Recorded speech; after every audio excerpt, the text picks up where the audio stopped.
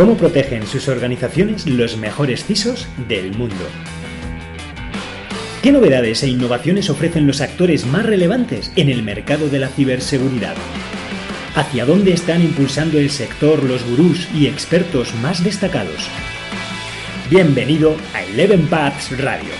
Descubre en nuestro podcast las claves que te ayudarán a proteger la información de tu organización y de tus clientes. Mi nombre es Gonzalo Álvarez Marañón y te acompañaré en este programa junto a las voces más influyentes en el panorama actual de la ciberseguridad. Hoy estamos grabando este programa desde la RootedCon 2020 en el Kinépolis en Madrid. Y la verdad es que, como suele ocurrir siempre en este tipo de eventos, pues se ven muy pocas mujeres. Claro, a juzgar por este panorama, que se repite siempre en el sector de la ciberseguridad, alguno podría llegar a pensar que la contribución de las mujeres a la informática y a la tecnología en general ha sido escasa o incluso inexistente. Pero nada más lejos de la realidad. Muchas mujeres han contribuido a lo largo de los siglos al desarrollo y a la madurez tanto de la informática en particular como de la tecnología en general. Y para hablar sobre este tema, de la historia, de esta contribución que han ido haciendo las mujeres, hoy tenemos con nosotros a dos expertos en historia de la informática. Ellos son Fran Ramírez y Rafa Troncoso, autores del libro Microhistorias, anécdotas y curiosidades de la informática. Hola Rafa, hola Fran. ¿Qué tal, Gonzalo? Buenas, Gonzalo. Muchas gracias por invitarnos a tu podcast. Pues nada, encantado de haber compartido aquí charlas de todo en esta Rooted, que yo ya advierto que a veces oiremos ruidos, oiremos voces, estamos en mitad de la Rooted, es normal que oigamos todos esos sonidos, pero lo más importante es la conversación que nos ha traído aquí. Pues Rafa, Fran, contadnos, ¿de dónde os vino este interés por la historia de la informática?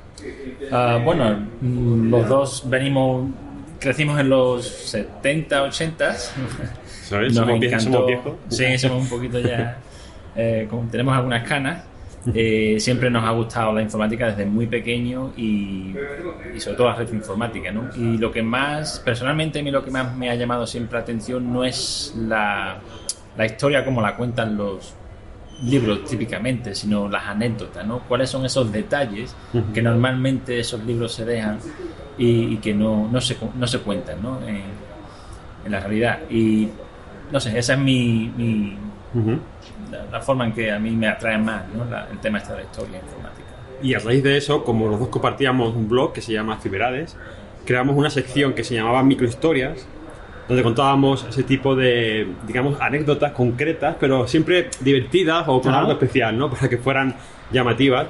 Y a raíz de eso fue Chema Alonso quien nos propuso escribir el libro. Y la verdad es que a partir de ahí pues ya se creó la bola, ¿no? Sí. Ya hemos dado charlas hablando de microhistorias y tal. Y bueno, pues yo creo que lo primero de todo convendría aclarar los términos, porque el concepto hacker es muy ambiguo, se interpreta de maneras muy variadas, contradictorias. ¿Qué entendéis vosotros por hacker? Bueno, eso es una lucha que llevamos mucho tiempo peleándonos, pero que va a ser muy difícil de reparar, ¿no? Porque el daño es realmente grande, ¿no? De hecho, el término hacker empieza en un club, fijaros, en un club del MIT, que era eran programadores de la época, pero claro, eran expertos en inteligencia artificial, fijaros, y lo que hacían era montar maquetas de trenes. De hecho, crearon un grupo o un club que se llamaba el Tech Model Railroad, que lo que hacían era montar maquetas de trenes y utilizaban para ello, pues por ejemplo, relés para los semáforos, para los cambios de vías y todo eso, ¿no? ¿Y qué pasa? Pues claro, ellos acuñaron un término que era hack, que era cuando uno de ese equipo, bueno, estamos hablando de los años 60, estamos de 1960, cuando uno inventaba algo que hacía algo fuera de lo normal, algo especial, decían que había hecho un hack, ¿no? Por ejemplo, lo que decía, un cambio de vías, los semáforos y tal, ¿no? Y para eso utilizaban por aquella época los relés, ¿no? ¿Qué pasó? Que claro, por el MIT les hacía falta ese tipo de material, con lo cual que lo que hacían era ir recopilando ese tipo de piezas alrededor del campus de la facultad. ¿Y qué pasó un día? Que se llevaron unos relés que lo que hacían eran dar servicio a una parte de telefonía del campus y lo dejaron sin servicio al coger los relés. Cuando ocurrió aquello, claro, se montó un pequeño lío, ¿no? Y al final llegaron alguien de un diario local y preguntó, ¿qué ha pasado aquí? Pues claro, ellos con toda su inocencia lo que dijeron, no, ha sido un hack. Y como también ellos se autodenominaban hackers, dijeron, no, hemos sido nosotros los hackers. Con lo cual, fijaros, ya en ese momento se creó el primer malentendido. Ellos se autodenominaban hackers, pero era un término que ellos lo veían bueno, era un término que ellos lo veían como alguien que ha hecho algo espectacular con la tecnología fuera de lo habitual. Pero ¿qué ocurrió? Que en ese contexto, con el problema que pasó con los teléfonos, pues se asoció a un término malo. De hecho, hay un documento que eso, si queréis, lo podemos poner incluso en algún sitio para que lo veáis, en el que se ve exactamente el texto exacto con el cual ese periodista se refería a los hackers del MIT, ¿no? Y es curioso que fue cuando empezó toda esa gran bola del término hacker asociado a algo malo. Bueno, y si nos centramos ahora ya más en el tema de la entrevista de hoy, que son las mujeres hackers, yo creo que a más de uno le chocará saber que tal vez la primera persona programadora de la historia fue una mujer. Efectivamente, el nombre de esta mujer, yo creo que muchos ya lo conocemos, que es Ada Lovelace. Y bueno, ella era matemática, ella venía bueno, su padre era, supongo que famoso en la época, nació en 1815 en Londres. Y bueno, sus padres se divorciaron y la madre, para separarla de todo el drama del divorcio y más, pues la empujó a que estudiara las matemáticas, ¿vale? En aquella época. Entonces ella se dedicó a las matemáticas y a través de algunos amigos y contactos y demás, pues acabó conociendo a Charles Babbage, que era, se considera también un inventor de lo que es la informática moderna, ¿no? Con su máquina, la analítica y la diferencial. De hecho, ella lo primero que conoció fue a Babbage en una fiesta donde vio la máquina diferencial, que no estaba ni terminada y nunca la llegó a terminar. Pero más tarde Babbage empezó a crear la máquina analítica, ¿vale? Que es prácticamente una máquina que estaba definida, ¿no? como funciona hoy en día un ordenador, ¿no? de los que tenemos actualmente. Y bueno, a través de ellos trabajaban a menudo juntos y demás, y eventualmente pues Babbage le pidió a Ada que escribiera un papel o un documento sobre la máquina y demás. Y ella, de hecho, añadió un capítulo a un papel que ya había sido escrito por un italiano, donde añadió básicamente los pasos a seguir usando esa máquina de Babbage, para calcular los números de Bernoulli. Y bueno, y eso es lo que básicamente es lo que es un algoritmo de programación, ¿no? Es el detallar paso a paso cómo resolver un problema. A mí lo que me encanta de Ada Lovelace es su parte personal, porque a mí me gusta compararla con Rimbaud o con Verlaine en la época de los poetas franceses, porque era el mismo tipo de personalidad. Ella era adicta al opio, por ejemplo, y tenía también una adicción a los juegos de azar, por ejemplo, a las carreras de galgos, creo que era, y perdió mucho dinero con eso. O sea, era una personalidad muy fuerte para la época, que no encajaba con los patrones, ¿no? También. De hecho, se rodeaba de muchos hombres, y eso hacía que otras mujeres la vieran un poco mal, ¿no? Por aquella época. Es curioso, ¿no? Sí, era un poco rebelde, y como todo buen programador o hacker, hay que ser un poco rebelde en la vida, y hay que, como dicen en Estados Unidos, ¿no? Think out of the box, o pensar fuera de la caja. Y bueno, y eso pues la llevó a hacer grandes cosas, ¿no? Ella incluso publicó su documento. Había entonces en la época una publicación que se llamaba The Ladies Diary, que era un documento para mujeres, matemáticas además, que existía en la época, era muy típico y estaba hecho para mujeres. Y ella en esa publicación pues imprimió parte de su trabajo que hizo con Babbage. Y si miramos ahora hacia la criptografía, pues normalmente siempre se considera que el primer criptoanalista de la historia fue el sabio árabe Al-Kindi, que en el siglo IX ya se dedicó a hacer el análisis de frecuencia de las letras. Pero, ¿quién fue la primera gran criptoanalista de la historia? Bueno, si te cuento aquí podemos charlar pues por muy buen rato. Bueno, el nombre, para contestar a la pregunta, es Elizabeth Smith inicialmente. Después, cuando se casó con William Friedman, pues se cambió el apellido a Friedman, soy Elizabeth Friedman. Ella empezó a trabajar como criptoanalista para un tal coronel George Fabian, que bueno, lo de coronel se lo puso él mismo, pero él no era militar. Como Tapioca, vamos. Sí. Y este hombre, pues lo que creó fue un laboratorio, ¿vale? Para romper códigos. Él era un millonario, vivía en Illinois, y creó un laboratorio porque estaba obsesionado con que en uno de los plays de Shakespeare, una de las obras de Shakespeare, pues él estaba obsesionado de que había códigos ocultos, ¿vale? Entonces él creó este laboratorio y empezó a contratar gente para romper esos códigos. Y ahí es donde ella empieza a hacer cosas de criptoanálisis y donde conoce a William Friedman, que también estaba haciendo cosas de criptoanálisis allí. Y bueno, después de una relación profesional, pues acabaron casándose, contrayendo matrimonio y se convirtieron en la familia Friedman, ¿no? A partir de ahí, pues, ¿qué ocurre? Aquí entra en juego un poco el tema del telegrama de Zimmerman, ¿vale? Que fue interceptado por los ingleses, donde había, bueno, se descubrió que había los alemanes estaban creando un complot con los mexicanos para atacar a Estados Unidos y este tipo de cosas. Y Estados Unidos después decide envolverse, ¿no? en la Primera Guerra Mundial, prácticamente.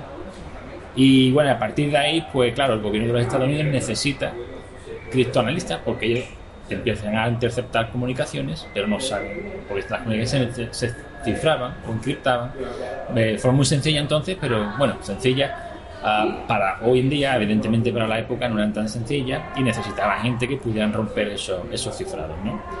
Y entonces pues este hombre, Fabián, ¿no? el coronel Tapioca, pues él ofrece su servicio, su laboratorio al gobierno de los Estados Unidos para ayudarles con esta tarea. Los Freeman, Elizabeth y William, pues se van a trabajar en principio a lo que se llamaba a lo que era la Armada de los Estados Unidos, que se llamaba el Departamento de Guerra de los Estados Unidos. Y bueno, ahí empezaron a trabajar temas de criptoanálisis y demás. Ella se desenvuelve un poco del tema, quiere tomarse un respiro. Después vienen los de los guardacostas y les piden que, pues claro, ya había creado una especie, ya se había creado un poco de publicidad, ¿no? En cuanto al criptoanálisis y demás. Los guardacostas vienen y le piden ayuda porque esta gente están investigando a los contrabandistas que venían, normalmente iban desde las Bahamas a las costas de Florida o incluso Georgia, trayendo alcohol de forma ilegal para evitar o evadir impuestos, ese tipo de cosas. Entonces el Departamento de Tesorería o el Ministro de Tesorería, lo que sería Hacienda, ¿no? Hoy en día, junto con los guardacostas, la contratan o ella decide que sí, vale, os echo una mano. El único requisito que ella le pidió, porque ya tenían hijos, era el trabajar desde casa.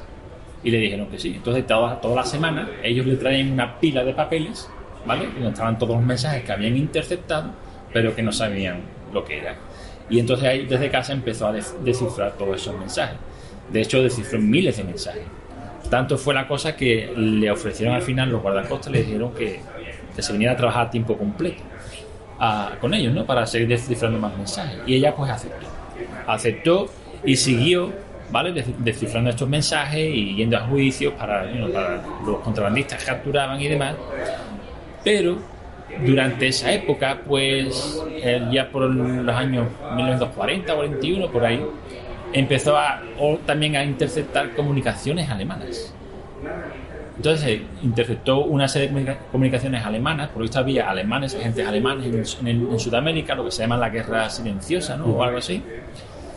Y se dio cuenta de que, bueno, que eran los alemanes intentando, pues, bueno, capturar información de los americanos por el sur de América, ¿no?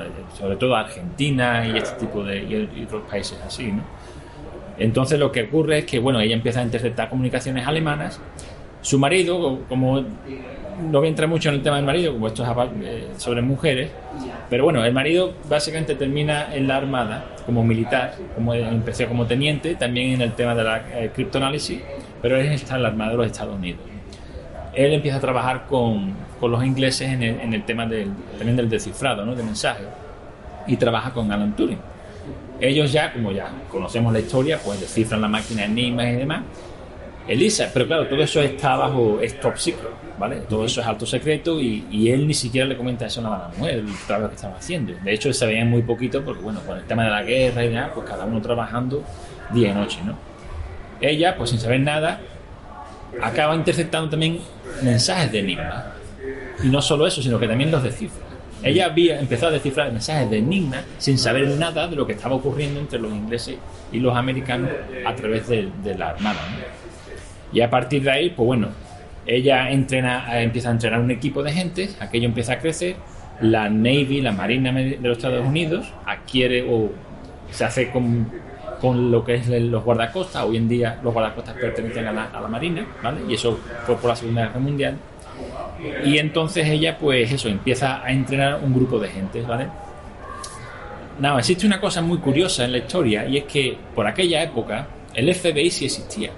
Pero el FBI lo llevaba un individuo, ¿vale? Un tal Hoover, que no era una persona de hacer muchos amigos. El tío, por lo visto, era un poco rudo y con los ingleses tuvo un rifirrafe. Entonces los ingleses le dijo a los Estados Unidos que yo con esta gente no quiero trabajar, tenéis que montar una agencia de contrainteligencia con la que nos podamos comunicar. Estos ingleses ya habían estado en contacto con Elizabeth, ¿vale? Para descifrar ciertas comunicaciones, y entonces Elizabeth, que ya estaba creando un equipo y estaba entrando un equipo de personas, mujeres sobre todo, para el tema del descifrado, pues a partir de ahí se crea una organización de contrainteligencia que es la semilla de lo que hoy conocemos como es la CIA. Pero no solo queda ahí, sino si me das un minuto más te explico un poco la parte del marido, porque el marido crea otro equipo, ¿vale? En la armada militar, que es lo que hoy se conoce como la NSA. Pues imagínate, en 5 minutos, una pareja. La pareja, ellos se conocen como los padres de del criptoanálisis de los Estados Unidos, y de hecho ellos, cuando trabajaban en el laboratorio del coronel Fabián, ¿no? Desarrollaron una serie de métodos de descifrado, de desencriptación, que publicaron en panfletos, distintos panfletos, que normalmente se le daba crédito solamente a William Freeman como autor de estos panfletos, pero incluso hay algunos de esos, se imprimieron 8 panfletos. William Freeman puso que no eran trabajo suyo solo, sino también de su mujer. Y después también hay otros panfletos que no tiene ese comentario, pero sí tiene escritura, que se ha podido verificar que la escritura era de la mujer, ¿sabes? Esto se va a repetir mucho en otros casos de mujeres hackers que siempre estaban como detrás de otra personalidad, incluso como con Charles Babbage, también pasó con Ada Lovelace y con muchas más de ellas. Porque, bueno, habéis mencionado a Alan Turing, la máquina Enigma, y siempre tendemos a asociar el descifrado, ¿no? Como rompieron la máquina Enigma en Bletchley Park los ingleses, con la figura de Turing. Pero obviamente Turing no trabajaba solo. ¿Qué otras mujeres había a su lado? Ajá. De hecho, es curioso porque en Bletchley Park había posiblemente unas 8.000 mujeres trabajando, descifrando con lápiz y papel todo lo que iba entrando, codificado por la máquina Enigma. De hecho, su mayor colaboradora, una de las mayores aportaciones al descifrado completo de la máquina Enigma, fue gracias a Joan Clark, ¿no? En la película de Imitation Game, que no está mal, pero bueno, se pasan un poco, porque parece que Alan Turing monta la bomba él solo a lo MacGyver, ¿no? Cuando él tuvo que tirar de una empresa. Todo no fue tan sencillo como se ve en la película. Pues lo único cierto que tiene, incluso la imagen de Joan Clark no es exactamente como ella, porque ella era una persona introvertida, no se comunicaba mucho con la gente. En cambio, en la película se ve que es una personalidad muy diferente, ¿no? Pero aún así hay que estar agradecidos a la película de Imitation Game, a que por lo menos haya dado visibilidad tanto a Alan Turing como a Joan Clark, ¿no? Joan Clark era matemática con unas notas impresionantes en la universidad. Y claro, vio una vez que había un puesto de trabajo, no decían exactamente para qué era el puesto, pero sí tenía que ver con algo de criptografía, entre comillas, ¿no? Y ella, pues, echó su solicitud, la cogieron, pero como era mujer, le tuvieron que dar un puesto de secretaria, que tiene WhatsApp la cosa, ¿no? Aún así, el equipo interno militar sí que vio el potencial de Joan Clark, con lo cual lo que hicieron fue subirla, digamos, de escalafón, ¿no? Y la única forma de subir la escalafón era llevándola a otro departamento sobre lingüística. Pero claro, ella no sabía ningún idioma más que no fuera el inglés, con lo cual es curioso que cuando ella opositó para ese sitio ponía ¿cuántos idiomas habla? Ninguno, aún así entró, porque claro, ella les daba igual el perfil, lo que estaban buscando era el ingenio de Joan Clark, ¿no? Bueno, pues nada más entrar allí seguía estando muy por debajo del escalafón, ganaba menos que cualquier hombre, pero Alan Turing, y como ella entró al equipo de Alan Turing se fijó en su gran potencial y directamente la llevó con ella al HUD 8, que era, digamos, la caseta, ¿no? O la cabaña en la que estaba Alan Turing con su equipo. A partir de ese momento se convirtió en una de sus mayores colaboradoras, ¿no? De hecho, trabajaron juntos en descifrar la enigma naval, que era la Dolphin, que era la más complicada de todas las máquinas enigmas, ¿no? Entonces, bueno, gracias a esa colaboración ya sabemos todos que parece ser que la guerra se redujo 2 años, ¿no? Porque consiguieron entre todo el equipo de Bletchley Park, ¿no? Descifrar todas las comunicaciones nazis hasta el punto que sabían antes los ingleses la orden antes que el mismo alto mando nazi, ¿no? Era súper curioso eso, ¿no? Entonces, bueno, al final esa amistad con Alan Turing, esto en la película de Imitation Game está bien reflejado. Incluso hubo un momento que Alan Turing le pide matrimonio, cuando todos sabemos que Alan Turing era homosexual, ¿no? Aún así, Joan Clark dice en sus memorias que ella sabía que Alan Turing era homosexual, solo que había una relación de amistad y tanto cariño que al final conectaron, ¿no? Pero bueno, aquí la clave está en resaltar la imagen de la mujer, ¿no? Y sobre todo de Joan Clark en su participación en la Segunda Guerra Mundial y en la ciberseguridad, porque prácticamente fueron las pioneras de la ciberseguridad. Ellas fueron las primeras que estuvieron sentadas con lápiz y papel aplicando todo tipo de algoritmos de descifrado, ¿no? Y claro, esta época de la Segunda Guerra Mundial es una parte un poco, digamos, con mucha afluencia o con mucha influencia de la mujer en las matemáticas y en la criptografía, porque durante la Segunda Guerra Mundial se desarrollaron tecnologías muy relacionadas con las matemáticas y con la informática, que al final llegaron a otro tipo de sectores, como puede ser el sector aeroespacial, ¿no? Y ahora que mencionas esos desarrollos que se hicieron en la Segunda Guerra Mundial, entre ellos también pues fueron la bomba, ¿no? El precursor de los primeros grandes ordenadores. Y claro, un ordenador necesita también un lenguaje de programación, necesita un compilador. ¿Y qué mujer tenemos aquí que haya jugado también un papel relevante? Bueno, aquí tenemos a una mujer que era almirante de la Marina de los Estados Unidos. Y bueno, yo estoy muy ligado a la Marina de los Estados Unidos desde el año 98 concretamente. Y la verdad es que, bueno, lo que ha hecho esta mujer, que se llama Grace Hopper, ¿vale? Amazing Grace, también se ve como Amazing Grace, con la increíble Grace, ¿no? Esta mujer, bueno, estaba doctorada en matemáticas y justo después de la Segunda Guerra Mundial, como ya hemos hablado de Elizabeth Freeman, ¿no? Estados Unidos vio el potencial de la mujer, ¿no? Vio el potencial que la mujer trae a la forma de pensar. Bueno, evidentemente el hombre y la mujer pues pensaban de formas muy distintas y se puso a buscar mujeres, especialmente matemáticas, pues para trabajar en temas militares. Entonces Grace Hopper pues se alistó a la reserva de la Marina de los Estados Unidos y al final pues acabó en la Marina, entrando como teniente, que es el rango teniente junior, ¿no? Que es el rango más bajo oficial de la Marina de los Estados Unidos, y llegando pues a almirante, que es a lo más alto. Bueno, después ya de almirante tienes estrellas, ¿no? 1, 2, 3, lo que sea. Y esta mujer, como bien indica, bueno, ella trabajaba con máquinas, entonces pues eran mecánicas, no eran máquinas electrónicas todavía lo que había allí. Concretamente trabajó con el Mark I, también con el 2 y el 3. Entonces un día pues hubo un problema, ¿vale? Con una de esas máquinas hubo un problema y esta mujer pues se puso a buscar cuál era el problema, porque la máquina no funcionaba como se esperaba, ¿no? La razón fue que encontraron una polilla, ¿vale? En uno de los relés, y eso pues obstruyó el relé y hacía que la máquina no funcionara como debería. Ella explicó exactamente el proceso que siguió para encontrar ese bichito, ¿no? Esa polilla. Y de ahí viene el concepto de debugging, el concepto de bug. O sea, el bug era un bicho auténtico. Era auténtico. Una polilla, ¿no? Era una polilla. Una polilla en un relé. Y claro, eso era el bicho. Ahora sabemos de dónde vienen entonces los bugs en programación. Y tiene sentido. Ya sabemos dónde viene el bug, que es un error, ¿no? En la programación actual, en el software y la actual. depuración es quitar polillas del programa. Y la depuración es llegar, aunque ella nunca usó el término debugging, pero se la atribuye a ella porque es el proceso de llegar a encontrar ese error, ¿no? Y ella lo explicó perfectamente. Entonces se le atribuyen esos términos. A lo que tú comentabas antes, compiladores, software y demás, pues sí. Ella, pues, antiguamente los ordenadores pues se programaban con números, básicamente ceros y unos, ¿no? Y entonces pues ya se le ocurrió la idea de, ¿y si programamos ordenadores con palabras en vez de números? Claro, allí pues la gente pues no se lo toma muy en serio, los ordenadores solo entienden números, no entienden palabras, eso es imposible.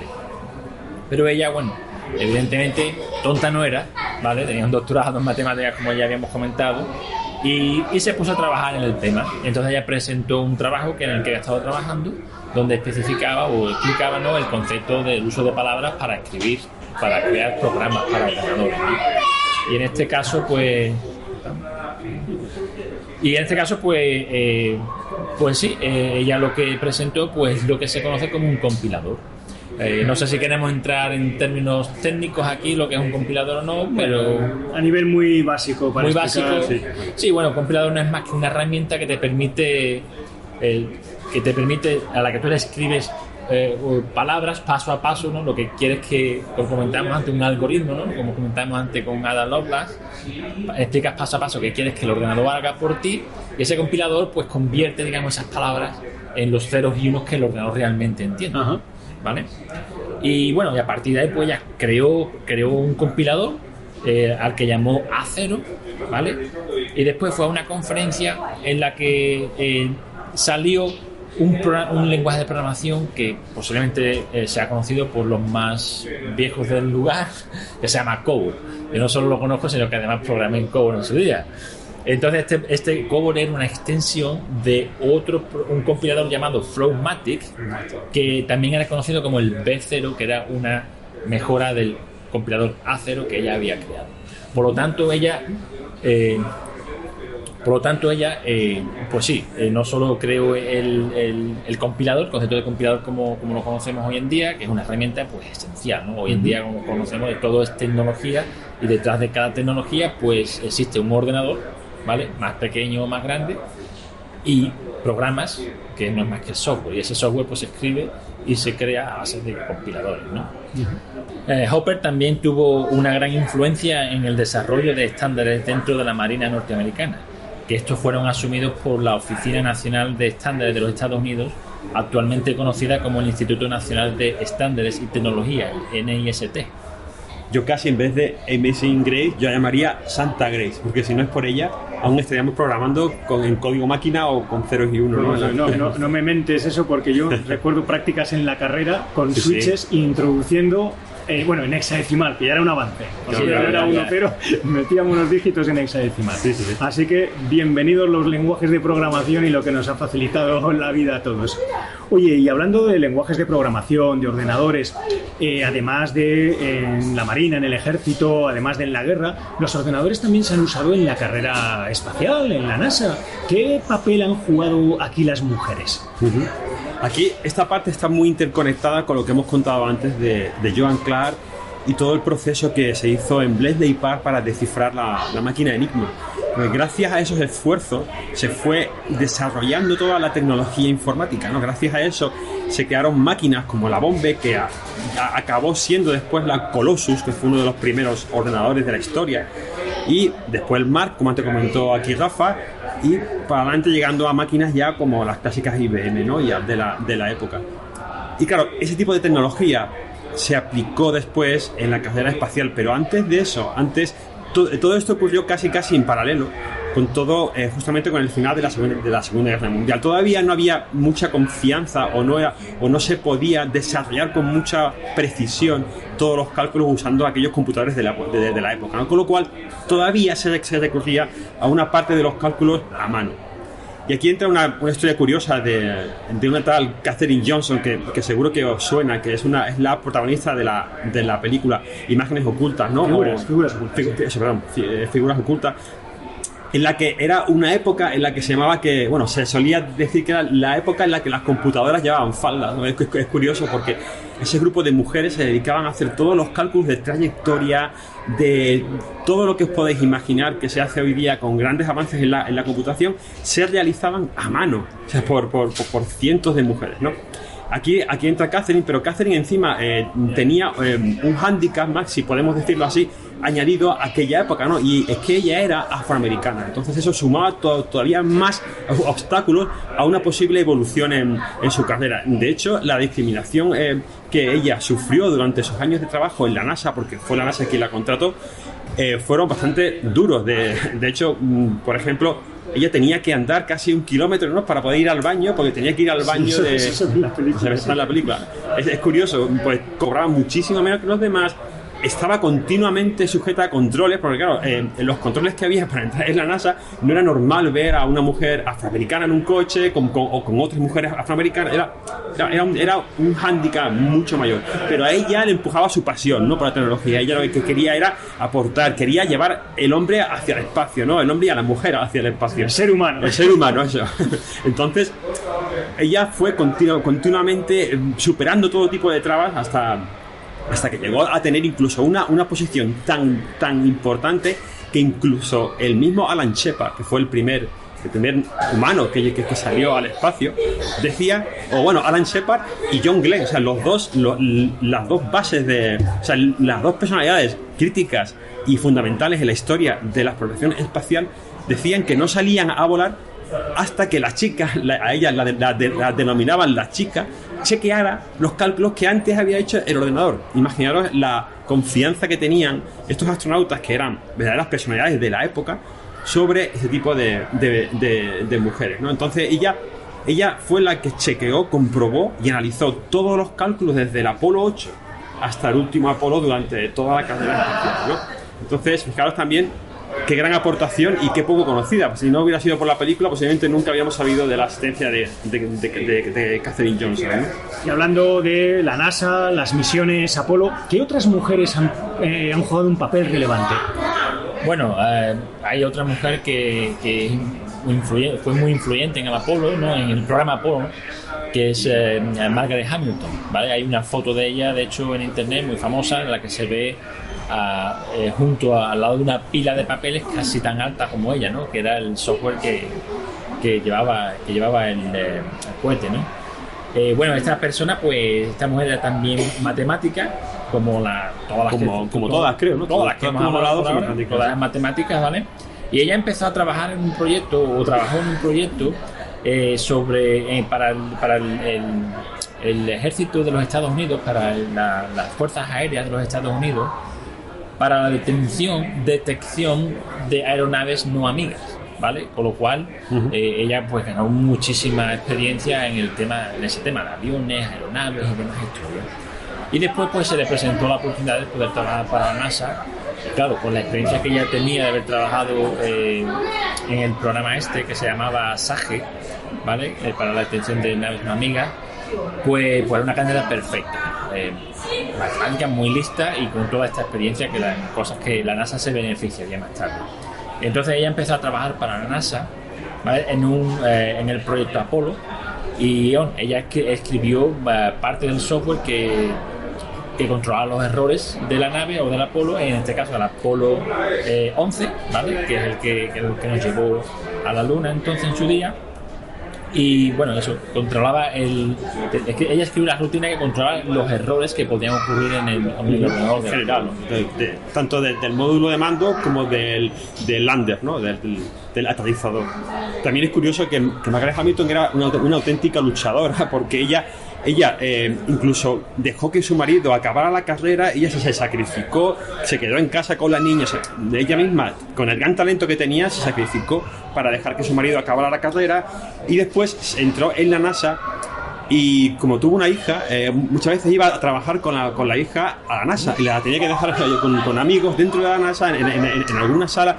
Fijaros lo que son handicaps, cada vez más problemas, como le pasaba a Katherine Johnson, ¿no? Ya no es solamente el hecho de ser mujer en aquella época, sino era todos los pesos que se te iban acumulando simplemente por el hecho de vivir. Era solo por eso, ¿no? Rafa, hay una cosa muy interesante sobre Margaret Hamilton que pasó con el Apolo 11, y además es muy curioso, y que gracias a eso el hombre pudo llegar a la Luna. Fijaros que a solo unos 10 minutos del alunizaje, una vez que se separó el aterrizador o el lander, el Eagle, se llamaba el Eagle, del módulo de mando, justamente a 10 minutos de alunizar apareció un error que era el 1201 y el 1202 en la pantalla de Buzz Aldrin y de Neil Armstrong. Claro, ellos en ese momento ya tenían la mano preparada para darle al botón de abortar, porque claro, ese era un error a 10 minutos de aterrizar, ¿no? Con lo cual era algo crítico. En ese momento alguien en Houston preguntó al equipo de Margaret: oye, ¿sabéis qué es esto? Y en ese momento Margaret dijo: no hay ningún problema, podéis continuar, no pasa nada. Seguro, podéis continuar. Y de hecho continuó el alunizaje y no pasó absolutamente nada, ¿no? Aterrizaron bien y tal. Claro, después se supo ese error por qué apareció. Y realmente no fue un error. Fijaros en la anticipación que tuvo Margaret, porque Margaret lo que hizo fue una rutina la cual detectaba si había una sobrecarga en la memoria de la máquina para darle prioridad a todo lo que eran los procesos del alunizaje. Con lo cual, en ese momento, Buzz Aldrin se le olvidó apagar un radar que era el que enviaba información al módulo de mando. Al no apagarlo, eso fue llenando de datos y creó un buffer overflow posiblemente, ¿no? Dentro de la pequeña memoria, ¿no? Del computador del Eagle.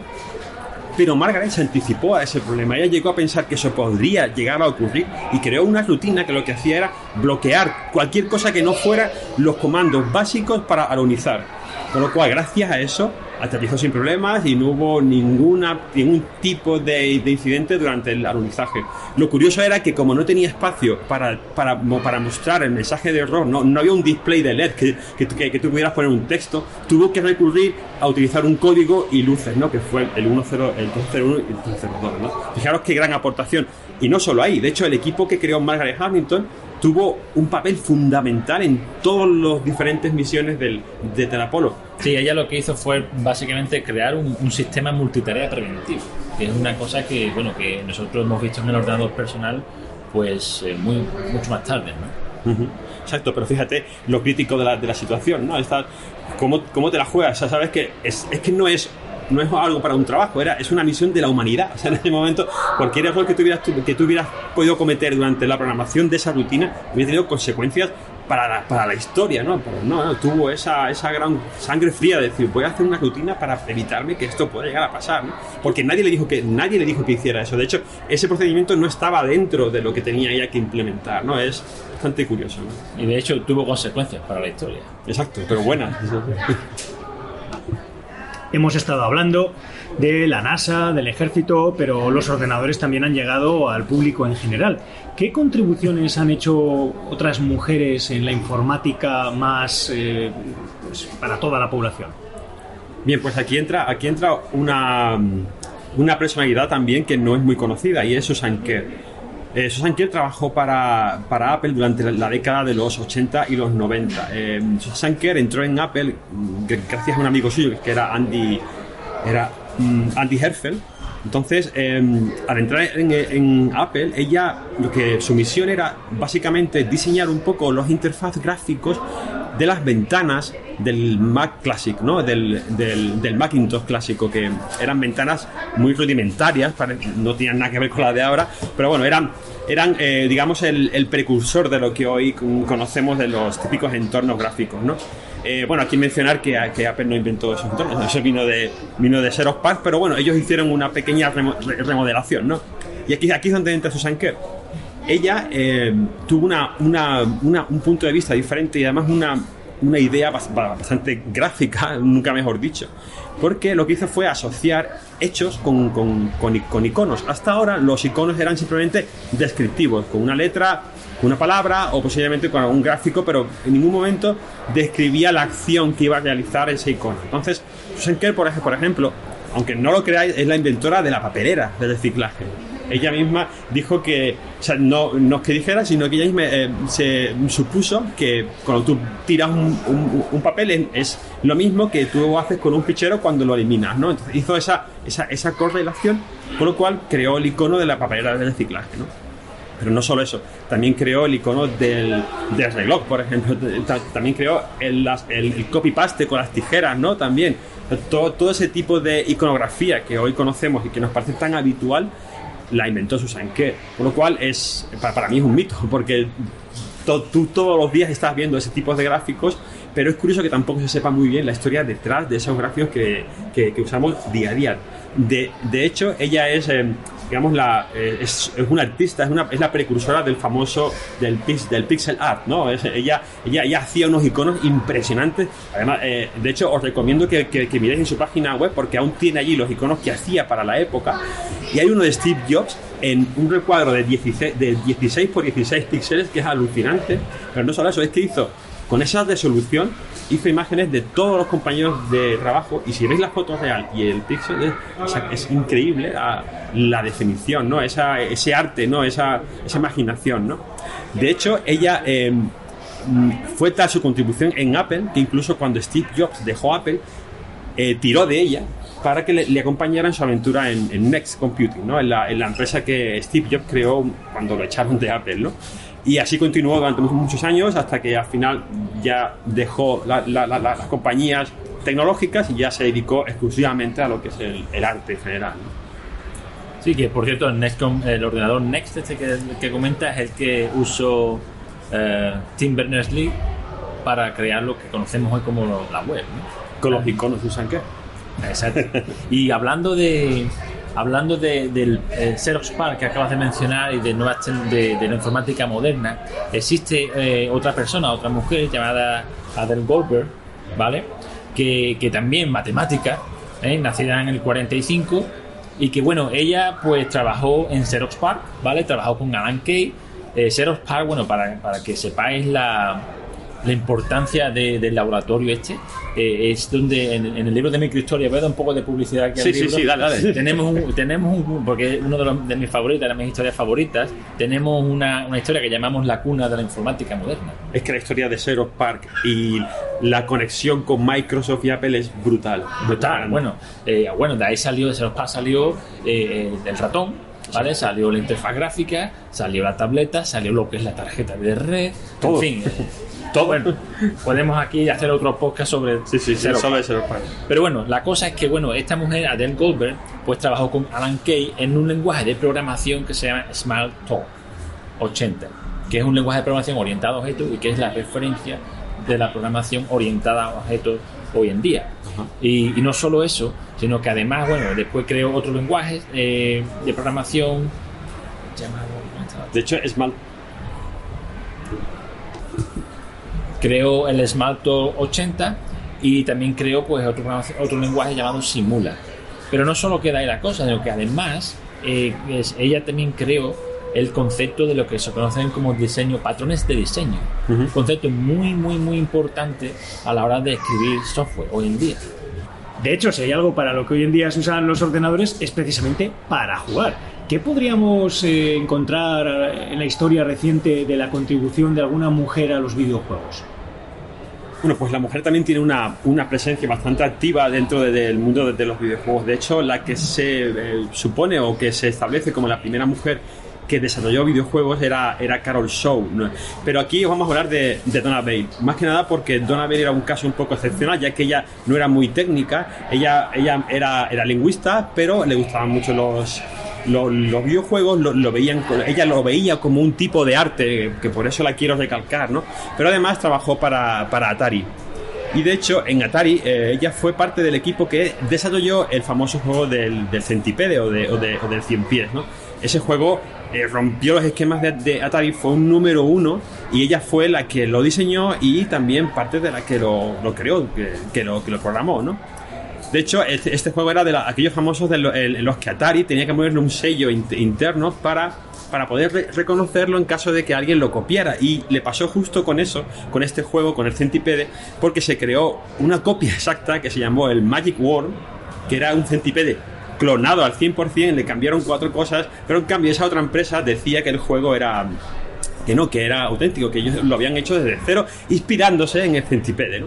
¿Qué es lo que hicieron el equipo de Donna Bale? ¿No? Pues lo que hicieron fue meterle internamente una zona de memoria con unos datos que eran una codificación en bytes de código Morse que decía copyright Atari. Claro, ellos cuando copiaron el código y lo clonaron y lo ejecutaron en el Magic Worm, cuando fueron a juicio, porque esto fue a juicio, al desensamblar el código, esa zona de datos no se dieron cuenta cuando lo copiaron en eliminarla y apareció ahí ante todo su esplendor el copyright Atari en el Magic Worm, ¿no? Y ahí ganaron ellos la primera, digamos, disputa, ¿no? Con la copia de videojuegos. Pues bueno, solamente era eso, acabar un poco también con mujeres que también han tenido muchísima influencia en el mundo de los videojuegos y del arte, como Donna Bale y Shanker, ¿no?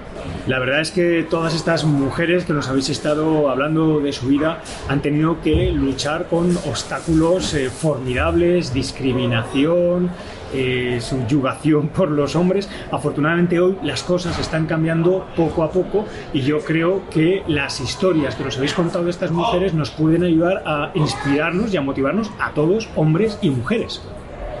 De hecho, el objetivo del libro y del blog y de hablar de microhistorias o historias de la informática es justamente ese, es motivar a cualquier persona que esté interesada por la tecnología a avanzar, ¿no? A romper esquemas, a ser un hacker, ¿no?